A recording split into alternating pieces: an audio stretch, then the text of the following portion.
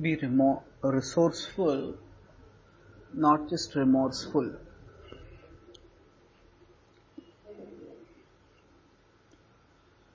Suppose we commit some mistake.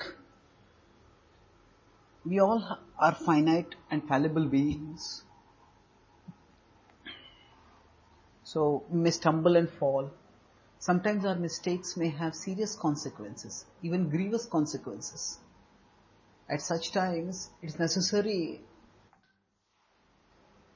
and natural that we feel remorse.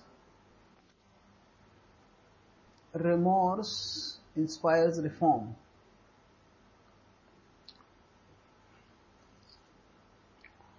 Simultaneously, while we are remorseful, we also need to be resourceful. That means we need to carefully contemplate what are the factors that impelled us to do wrong and what are the factors that we can bring into play so that we can protect ourselves from in the future being similarly impelled. What are the factors that can strengthen us and what are the factors that weaken us? Such understanding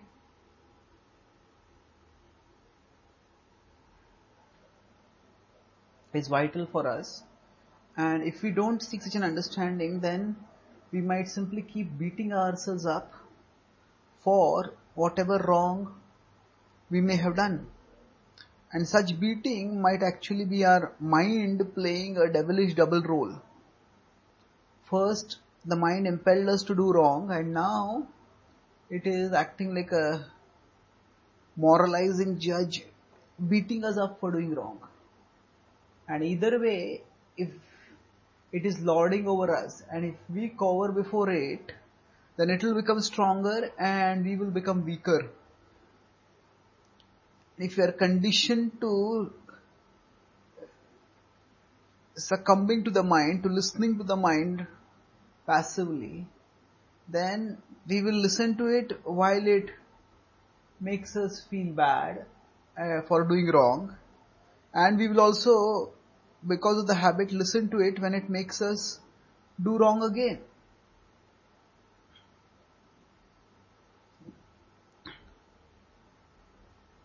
Such a mind is often a mind infected by ignorance, the mode of ignorance. The Bhagavad Gita 18:35 states,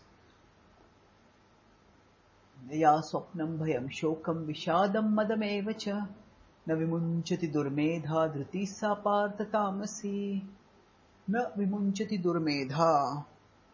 When a person just keeps thinking of unwanted things and doesn't correct oneself at all, that is in the mode of ignorance. That needs to be countered carefully. So the way to counter this is by, again, creating resources so that we know when the mind is tricking us and we can protect ourselves. The Bhagavad Gita's philosophical wisdom and its spiritual practices can act as resources for inner empowerment. When we equip ourselves with such resources, not only can we bring about self-reformation but also self-realization. That means not only can we learn to resist the mind when it impels us to do wrong, but we can also release our dormant potential so that we can do worthwhile and wonderful things. So instead of we complement our remorsefulness with resourcefulness, then the mind won't be able to make a fool out of us.